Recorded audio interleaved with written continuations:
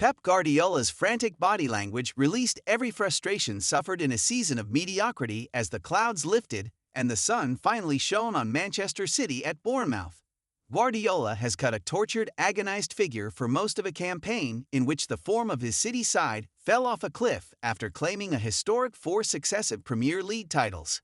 It left the FA Cup as the only target left to stop Guardiola suffering the rare ignominy of finishing a season empty-handed for the first time since his opening one at City in 2016-17, which was the only campaign he has not won a trophy as a manager.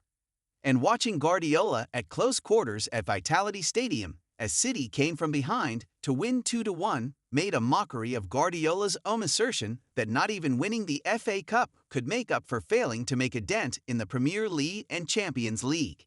It was pure theater watching a man so used to glory, who lives for success, exude relief, celebration and then uncontained joy when City deservedly got over the line. This was Guardiola publicly savoring the sweet taste of victory after so often failing to find solutions to the crisis, certainly by their own standards, that has dragged City down this term. He said City came to the Vitality with flip-flops when they suffered their first Premier League defeat of the season in November. This was strictly business. In November, we came here for a holiday against a team that competes, he added. The only thing that smacked of a holiday here was the glorious South Coast weather as British summertime arrived, and City had to survive a storm of their own making before securing the win.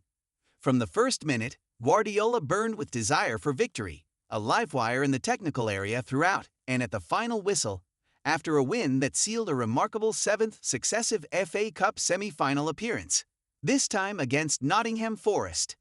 And, as all the great managers do, Guardiola still kept his analytical mind ice-cold throughout the fiery touchline behavior to make the change that turned the tide of this quarter-final when City trailed to Evanilson's scrambled goal at the interval.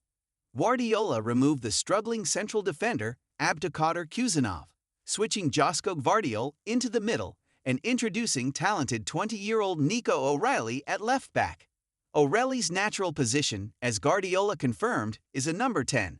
But here he did damage on the flanks, setting up an equalizer for Erling Haaland, who had missed a first-half penalty, then played in substitute Omar Marmush for the winner.